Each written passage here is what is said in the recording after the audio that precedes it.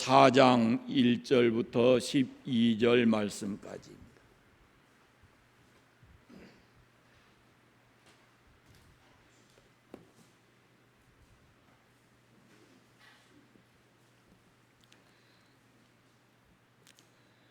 야고보서 4장 1절부터 12절 말씀까지 같이 읽겠습니다.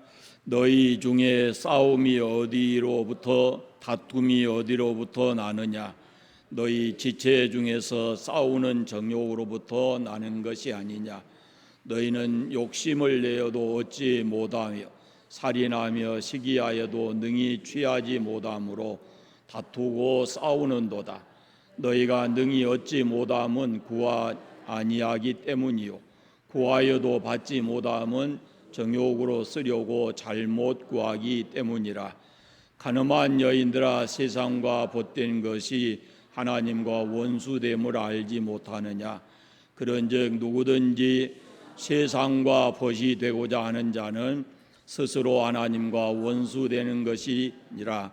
너희가 하나님이 우리 속에 거하게 하신 성령, 시기하기까지 사모한다 하신 말씀을 헛된 줄로 생각하느냐? 그러나 더욱 큰 은혜를 주시나니 그러므로 일렀으되 하나님이 교만한 자를 물리치시고 겸손한 자에게 은혜를 주신다 하였느니라. 그런즉 너희는 하나님께 복종할지어다. 마귀를 대적하라, 그리하면 너희를 피하리라. 하나님을 가까이 하라, 그리하면 너희를 가까이 하시리라. 죄인들아, 손을 깨끗이 하라. 두 마음을 품은 자들아, 마음을 성결하게 하라. 슬퍼하며 애통하며 울지어다. 너희 웃음이 애통으로 너희 즐거움이 근심으로 바꿀지니라. 주 앞에서 낮추라. 그러면 주께서 너희를 높이시리라. 형제들아, 서로 비방하지 말라. 형제를 비방하는 자나 형제를 판단하는 자는 곧 율법을 비방하고 율법을 판단하는 것이라. 네가 만일 율법을 판단하면 율법의 준행자가 아니요 재판관이로다. 입법자와 재판관은 오직 한 분이시니 능히 구원하기도 하시며 멸하기도 하시느니라. 너는 누구이기에 이웃을 판단하느냐? 아멘. 현대인들은 자신 속에 이 많은 갈등을 가지고 있습니다. 우리가 살고 있는 이 현대 사회는 사회적으로도 또 국가 간에도 많은 문제들이 있지만 그 모든 것의 근본은 이 마음의 갈등으로부터 나오는 것입니다. 야고보 사도는 먼저 우리 자신과의 싸움에 대해서 오늘 말씀을 합니다.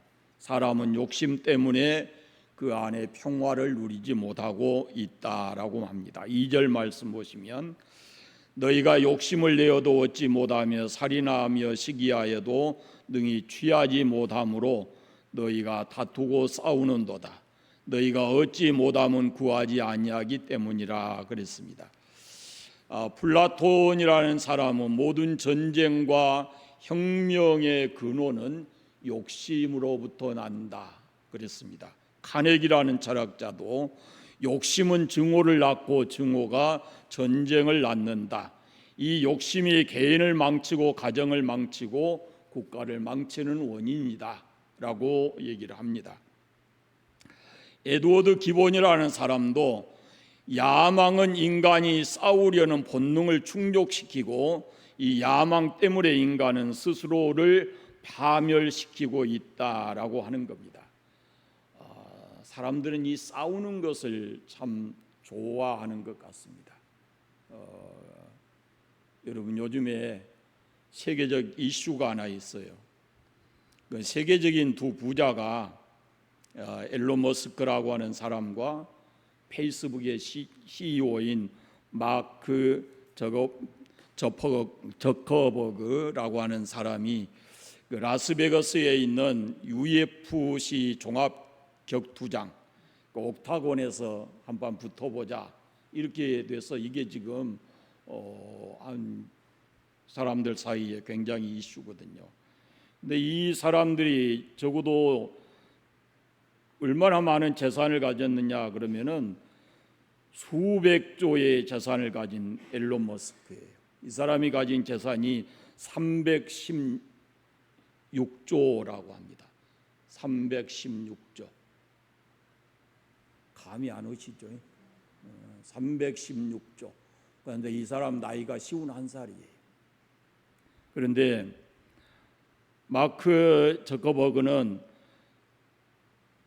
재산이 얼마냐면은 113조예요. 그리고 이 사람은 39살이에요. 근데 이 두 사람이 UFC 옥타곤에서 싸워보자 이렇게 지금 얘기를 한 거예요. 뭐 그 싸움을 부추기는 사람도 있고 아예 말리는 것은 별로 없는 것 같아요. 싸움을 붙여보자 하는 거예요. 왜 이게 또 이 두 사람의 싸움을 그 흥행 수입이 얼마냐 그러면은 약 10억 달러, 우리 돈으로 약 1조 3천억 정도를 지금 그 흥행 수입으로 보고 있어요. 굉장히 흥미로운 그런 지금 싸움을 붙이고 있는 거예요. 이 두 사람이 이렇게 싸우게 된 배경을 보면은 자존심, 또 어떤 경제적 문제, 뭐 이런 것이 지금 얽혀가지고 여기까지 온 겁니다. 아마 지금은 누군가가 지금 UFC 그 경기 이런 것을 연습하고 있을지도 모르겠습니다.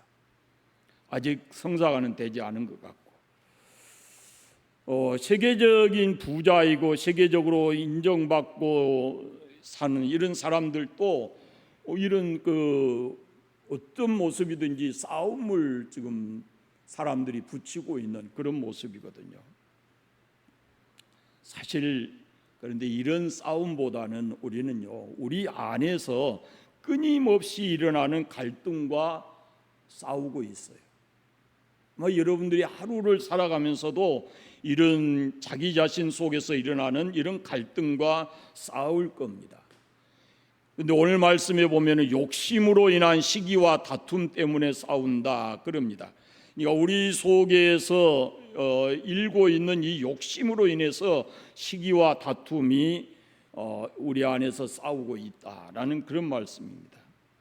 다시 말씀드리면 이 죄악의 본질이라고 하는 것이 어디서 오냐면은 이기심에서 오는 것이거든요.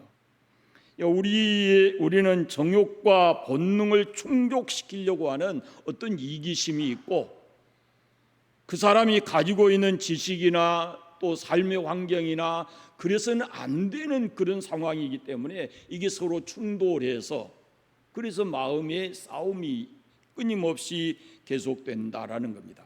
그렇게 싸움이 계속되는 한 그 자신은 진정한 평화를 누리지를 못하는 것이죠. 자신과의 그 평화, 자신과의 어떤 관계 속에서 평화를 누리지 못한 사람은 다른 사람과의 관계 속에서도 평화를 누리지를 못하는 겁니다. 그러니까 타인과 잘 싸우는 사람을 보면은 이 사람들은 반드시 그 속에 갈등 요소를 가지고 있다 이렇게 말하기도 합니다. 하와가 하나님 같이 되려는 욕심 때문에 죄를 범했죠. 이 아브라함도 자기 목숨을 보존하려고 하는 이기심 때문에 아내를 애굽에 가서는 누이라고 그렇게 얘기를 했습니다. 거짓말을.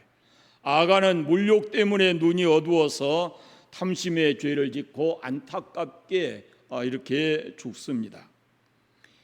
2절에 너희가 욕심을 내어도 얻지 못하며 이룰 수 없는 이 욕심에 우리가 붙들려서 그 욕심의 노예로 살게 되면 우리는 끊임없이 이 안에서 이렇게 갈등하면서 살아갈 수밖에 없다라는 그런 말씀이거든요. 그리고 너희가 얻지 못하면 구하지 아니하며 이랬는데 이 싸움의 영성을 가진 그런 모습을 가지고는 하나님 앞에 진실된 기도를 할 수가 없는 거예요.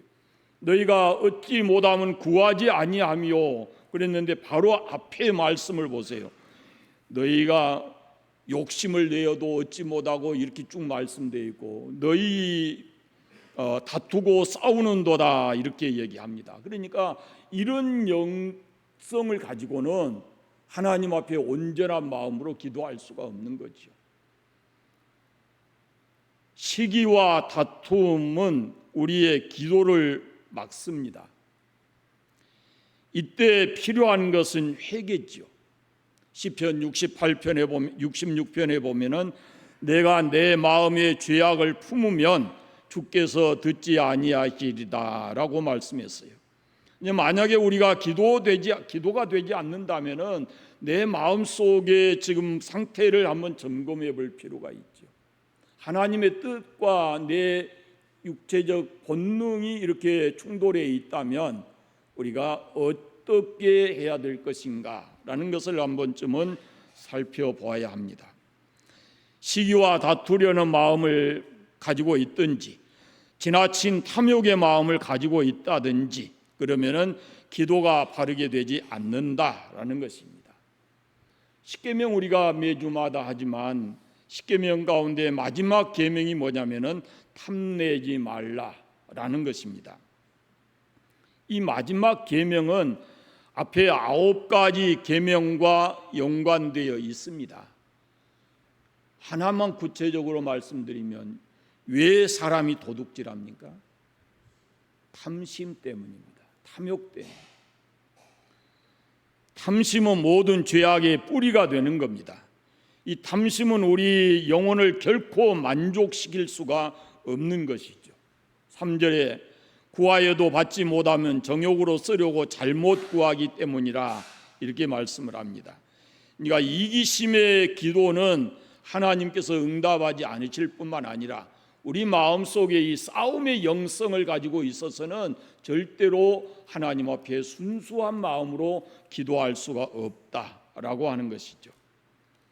그것이 자기 자신과의 싸움이에요. 우리가 신앙생활 하지만 이게 우리 안에서 끊임없이 다툴 겁니다.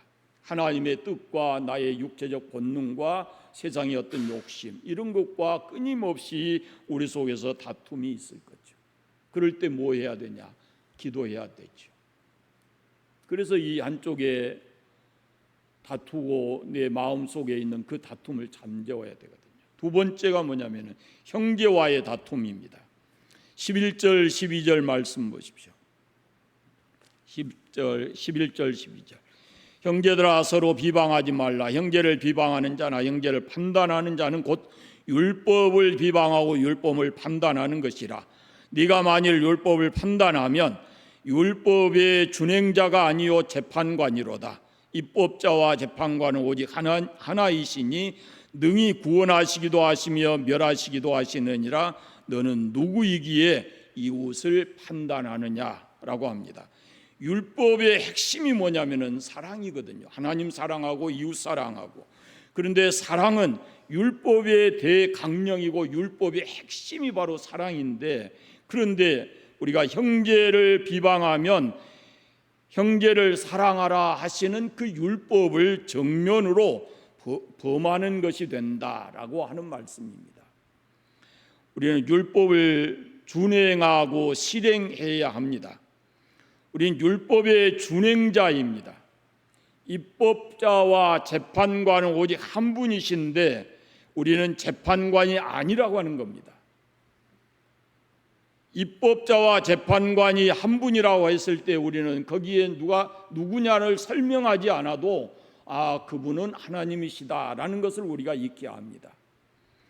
그런데 우리는 재판관이 아닌데요, 이미 하나님께서 주신 그 율법을 우리가 준행해야 할 사람입니다. 그렇기 때문에 우리가 누구를 판단해서는 안 되고 판단하고 비방하는 그런 삶이 돼서는 안 된다는 거죠.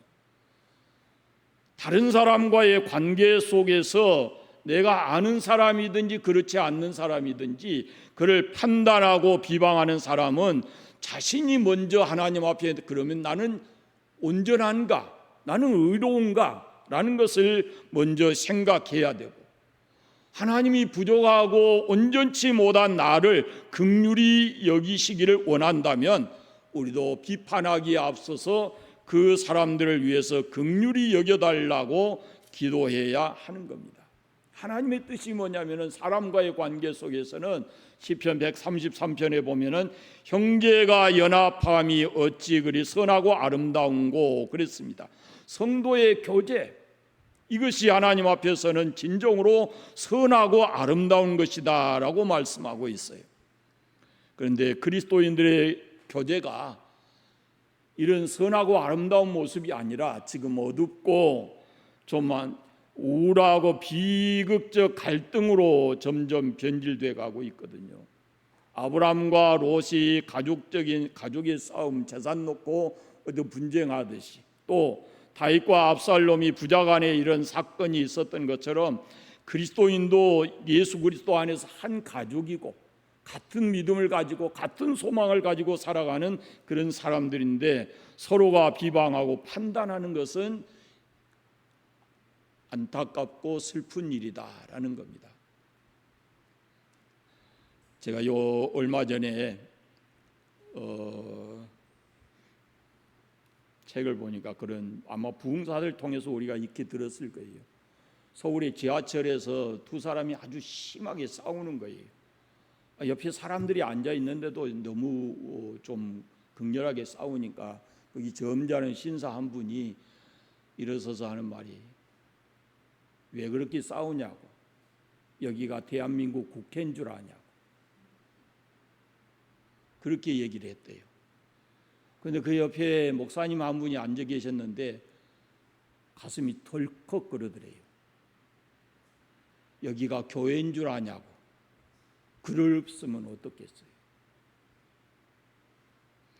근데 여러분, 지금 우리가 성경을 봐도, 우리 지금 현 시대의 교회를 봐도 너무 이런 분쟁과 다툼이 많거든요. 예수님의 제자들 12명 가운데도 하나님 나라에서 우리 중에 누가 크냐라고 다툼질했고, 고린도 교회를 보면은 고린도 교회 안에 나는 바울파, 나는 아볼로파 그러면서 그리스도파 이러면서 서로 다투고 분쟁했고, 갈라디아 교회 안에도 그런 분쟁과 싸움이 있었어요. 바울이 에베소 교회에 편지하면서 말합니다. 평안에 매는 줄로 성령이 하나 되게 하신 것을 힘써 지키라. 에베소 교회 안에도 이런 분쟁의 조짐이 있었기 때문에 바울이 그와 같이 권면한 것이겠죠. 빌립보 교회에 편지할 때 요디아와 순두계에게 이렇게 말합니다. 주 안에서 같은 마음을 품으라. 그렇게 권면을 해요. 이 두 사람 사이에 갈등이 있었어요. 그러니까 바울이 그들을 향해서 주 안에서 한 마음을 품으라 이렇게 말씀하고 있어요. 그런데 이런 안타까운 모습은 지금 현대 교회 안에도 너무도 많이 있는 겁니다. 교회 안에 너무 분쟁이 많아요. 이런 비방과 다툼은 다분히 어떤 개인적 감정과, 이건 하나님께로부터 오는 그런 감정에서 오는 게 아니거든요. 베드로는 열심으로 서로 사랑할지니 사랑은 허다한 죄를 덮느니라 이렇게 말씀합니다. 교회가 가장 강조해 말씀하는 것이 사랑인데, 이 사랑은 허다한 죄를 덮는다 이렇게 말씀하고 있어요. 사랑은 죄를 고발하지 않는다라고 말씀합니다. 형제들아, 만일 사람이 무슨 죄를 범죄한 일이 드러나거든 신령한 너희는 온유한 심정으로 그러한 자를 바로 잡고 네 자신을 돌아보아서 너도 그런 시험을 받지 않도록 주의하라고 말씀해요.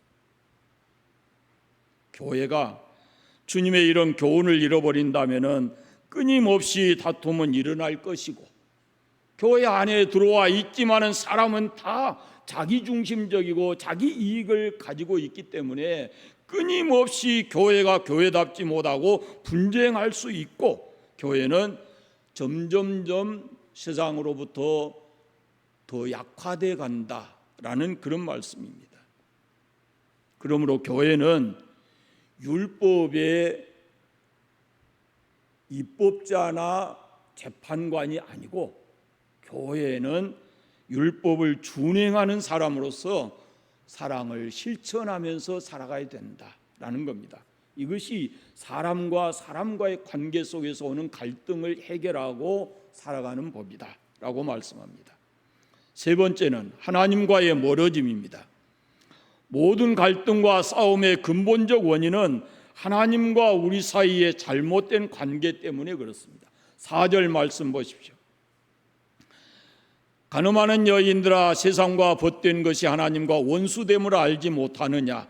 그런즉 누구든지 세상과 벗이 되고자 하는 자는 스스로 하나님과 원수되게 하는 것이니라 합니다. 우리가 하나님과 원수 관계가 되면, 하나님과 멀어지게 되면 세 가지가 가까워지게 되는데, 이 세 가지가 하나님과 우리 사이를 멀어지게 하는 것이다 라고 말씀할 수 있어요. 첫째는 세상과 가까워집니다. 하나님이 멀어지면 자연히 세상과 가까워지는 것이죠.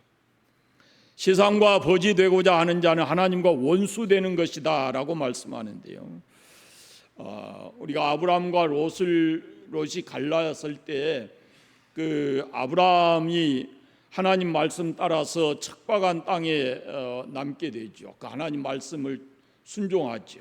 그래서 성경은 이 아브라함을 가리켜서 하나님의 친구 이런 표현을 합니다. 그런데 롯은 세상과 가까웠습니다. 그의 눈에는 우선 보기 좋은 곳, 경제적 이익이 있는 곳, 이런 것이 먼저 눈에 들어왔거든요. 그래서 그걸 선택해 갔지만은 가서 사는 내내 그가 내적으로 외적으로 많은 갈등을 겪으면서 괴로움 속에 살아야 됐고, 마지막에는 그 모든 삶이 비참하게 끝나버리고 맙니다. 세상을 사랑하다 보면 세상을 본받게 되어 있고, 세상이 정죄를 받게 되면은 같이 정죄를 당하는 겁니다. 그래서 세상이 아니라 우리는 하나님을 늘 가까이 하면서 살아가야 하는 겁니다. 두 번째는 육이 가까워집니다. 사람에게는 우리가 처음 말씀드렸지만 육체적 본능과 함께 우리에게는 새로운 이제 하나님의 법이 와서 이게 우리 안에서 늘 충돌하거든요. 거룩한 영과 세속적인 것이 계속해서 충돌하는데, 이 하나님이 멀어지게 되면 자연적으로 우리를 다스리고 지배하는 게 뭐냐면은 육체적 본능이거든요. 그러니까 본능에 따라서 세상을 살아가는 사람들이 너무 많은데요, 그리스도인은 본능에 따라 사는 것이 아니고 성령의 역사하심을 따라서 사는 겁니다.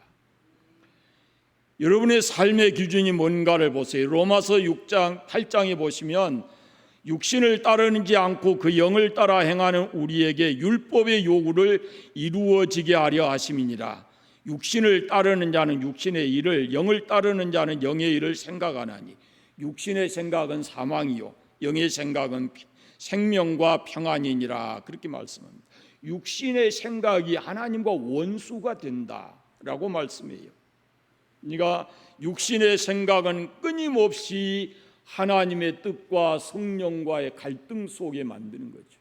그러니까 우리가 이 두 가지가 우리 안에서 싸우는데, 하나님의 뜻이 더 우리를 사로잡게 되면 우리가 하나님 기뻐하시는 삶을 살 수 있고, 세상 것이 더 강해지게 되면 우리 당연히 세상을 따라 살아갈 수가 있어요. 성령은 우리 안에 평안을 가져다 주고 우리를 거룩한 삶으로 인도해 줍니다. 그래서 우리는 육체적 본능이 아니라 하나님의 영, 하나님의 뜻을 따라서 살아가기 위해서는 늘 하나님이 가까워야 되는 겁니다. 어쩌다 한번 그게 아니고 날마다 우리의 삶 속에서 하나님을 가까이 해야 우리가 육체적 본능을 이겨내고 싸우면서 그리고 하나님의 뜻대로 살아가게 될 겁니다. 세 번째는 마귀와 가까워집니다. 6절 7절 말씀입니다. 그러나 더욱 큰 은혜를 주시나니 그러므로 일렀으되 하나님이 교만한 자를 물리치시고 겸손한 자에게 은혜를 주신다 하였느니라. 그런즉 너희는 하나님께 복종할지어다. 마귀를 대적하라. 그리하면 너희를 피하리라. 하나의 공식이 있습니다. 교만은 죄를 짓게 되고 그리고 그 죄는 곧 마귀와 연결된다라는 겁니다. 그러니까 마귀, 죄, 교만 이것은 다 서로 연결이 돼 있어요. 하나님은 교만한 자를 물리치십니다. 교만은 이 마귀의 영성이에요. 예수 그리스도의 영성은 겸손입니다. 주님께서 나는 마음이 온유하고 겸손하다라고 말씀하셨어요. 잠언에 보면 여호와께서 미워하시는 것이 나오는데 그 중에 첫 번째가 뭐냐면, 맨 먼저 나오는 게 뭐냐면 교만입니다. 하나님은 겸손한 자에게 은혜 주시고 교만한 자를 물리치신다라고 말씀해요. 우리 가진 성경 속에 딱 한 번 이름이 나와 있는 사람이 디오드레베라고 하는 사람입니다. 이 사람이 요한 3서에 보면 나오는데 이렇게 돼 있어요. 그를 소개할 때 내가 두어 자를 교회에게 썼으나 그 중에 으뜸이 되기를 좋아하는 디오드레베가 우리를 맞이하지 아니하니, 이렇게 말합니다. 디오드레베라고 하는 사람은 교만한 사람이었다는 거예요. 한마디로 여러분, 하나님께서 겸손한 자에게 은혜 주신다는 사실을 깨닫고 늘 이 겸손의 영성을 가지고 하나님의 뜻을 따라서 살아가시기를 바랍니다. 마지막으로 분쟁을 끝낼 수 있는, 싸움을 이기고 분쟁을 끝낼 수 있는 방법을 오늘 본문에 말씀하는데, 첫째는 하나님께 복종하는 것이다 라고 합니다. 복종은, 이것은 일반적 용어가 아니고 군대 용어인데요, 무조건 항복하는 겁니다. 두 가지 싸움이 있을 때 우리가 인간의 이성과 논리를 가지고 이쪽이 내게 더 유익이 될 건가, 이쪽이 더 내게 유익이 될 건가, 이런 판단에 앞서서 우리는 전적으로 하나님께 무조건 복종해야 된다는 겁니다. 그것이 처음에는 내게 손해가 되고 힘들게 보일지 모르지만 그게 나중에는 우리를 평안하게 하고 더 안전하고 더 많은 축복을 누리고 살아갈 수 있게 하는 겁니다. 그래서 하나님께 복종하는 것이고, 두 번째는 하나님을 가까이 하는 겁니다. 우리가 하나님과 가까이 하려 할 때 그것을 방해하는 것이 바로 죄입니다. 죄가 하나님과 우리의 사이를 방해하는 겁니다. 멀어지게 만들고 틈이 많이 생기게 하고, 그래서 우리는 하나님과 가까워지는 것을 방해하는 이 죄를 깨달을 때마다 그 죄를 회개해야 되고, 하나님과 더 가까워지는 끈끈한 그런 것이 바로 말씀과 찬양과 기도다라는 그런 말씀입니다. 여러분, 밧줄 하면은 생각나는 노래가 뭐 있어요? 밧줄?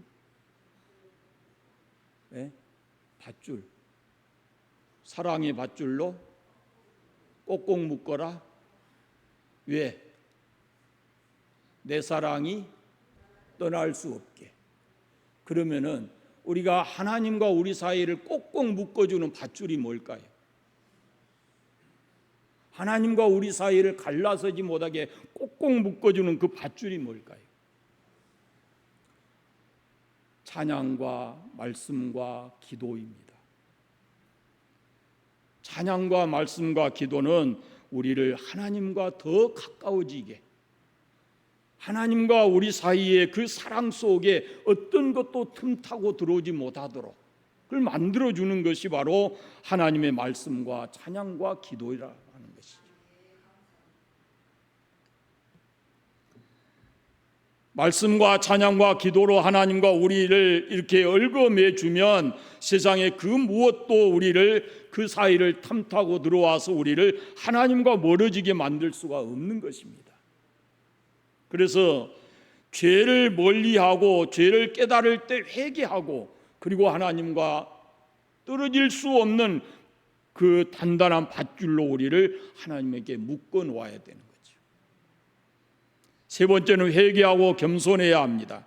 다윗의 범죄를 기억하십니까? 다윗이 범죄한 후에 다윗의 주변에는 온통 싸움이 일어났어요. 다윗이 싸웠어요. 다윗이. 그런데 다윗이 싸우고 나니까 그 주변에 온통 싸움이 있어요. 가장 먼저는 뭐냐면은 다윗이 자기 자신과의 싸움에서 졌어요. 밤잠을 이루지 못했습니다. 죄를 짓고 나서 밤마다 눈물로 요를 적시면서 갈등과 범민으로 밤을 새웠어요. 그 자신만이 아니에요. 그가 그렇게 싸움에 지고 나니까 자녀들이 서로 간에 싸우고 죽이고 합니다. 그 부하들이 평안하지를 못합니다. 죽이고 죽이는 음모와 이런 싸움으로 계속되어 있는 것을 다윗의 주변을 볼 수가 있어요. 그리고 하나님과도 싸웁니다. 그 갈등을 하나님과의 관계 속에서도 이어가는 거예요. 그런데 어느 날 나단 선지자가 와서 그에게 하나님의 뜻을 전했을 때 그가 전적으로 항복합니다. 그의 고백이 바로 시편 51편에 나타나 있는 참회의 시거든요. 죄를 회개하고 하나님 앞에 겸손해졌을 때 하나님께서는 다시 이 다윗을 통해서 위대한 역사를 만들어 갑니다. 사랑하는 여러분, 우리는 신앙생활하면서 끊임없이 우리 안에서 일어나는 갈등을 경험할 겁니다. 그것은 근본적으로 보면은 우리가 배워온 지식이나 우리가 경험한 많은 것들이나 우리 마음속에서 생겨나는 본능적인 것이 우리를 다스리고 지배하고 살아왔는데 우리 안에 어느 순간인가 하나님의 말씀이 떨어져서 그것이 이제 점점 우리에게서 싹이 나고 이렇게 커져가거든요. 그러니까 이게 크면 클수록 상대적으로 이것이 서로 맞닿게 싸우는 겁니다. 이 싸움에서 우리가 하나님의 뜻과 거룩하심을 쫓아가지 않으면 우리 속에서는 신앙생활하면서도 끊임없이 분쟁과 갈등을 겪게 될 겁니다. 하나님 편에 서면 하나님은 우리의 모든 삶을 책임지시고 우리에게 평안한 마음을 주실 것입니다. 마음이 평안해지도록 하나님 편에 서야 돼요. 하나님께 복종하고 하나님을 가까이 하시고 날마다 회개하고 말씀과 찬양과 기도로 하나님과 이렇게 얽혀져서 하루하루의 삶을 살아가게 되시기를 바랍니다. 기도하겠습니다. 하나님 아버지 감사합니다. 우리가 신앙생활하면서 올 하루를 살면서도 우리 안에 많은 갈등이 있고 우리가 때로는 잘못된 선택을 하기도 합니다. 그때마다 우리 마음은 또 너무 힘들고 어려움을 겪습니다. 하나님 우리 아버지 성령으로 우리를 다스려 주셔서 하나님의 뜻을 깨닫고 하나님의 뜻에 온전히 순종하는 저희들 되게 하여 주시기를 원하옵고 기도합니다. 그래서 우리 안에 하나님의 나라가 온전히 이루어져서 하늘의 그 평화가 우리 안에 있게 하시고 우리 또한 다른 사람과의 관계 속에서도 갈등과 다툼이 아니라 서로 사랑하고 살아갈 수 있는 하나님의 사람들, 하나님의 교회 되게 해 주시기를 원하옵고 기도합니다. 자비하신 아버지, 우리가 살고 있는 이 세상에 너무도 많은 어렵고 힘든 일들이 있습니다. 그 속에서 살아가지만 우리가 하나님의 자녀로서 늘 평안한 마음을 가지고 하늘나라의 산 소망을 가지고 하루하루 살아가게 해주시기를 간절히 원하옵고 기도합니다. 주의 성령으로 우리를 충만하게 하여 주옵소서. 예수님의 이름으로 기도드립니다. 아멘.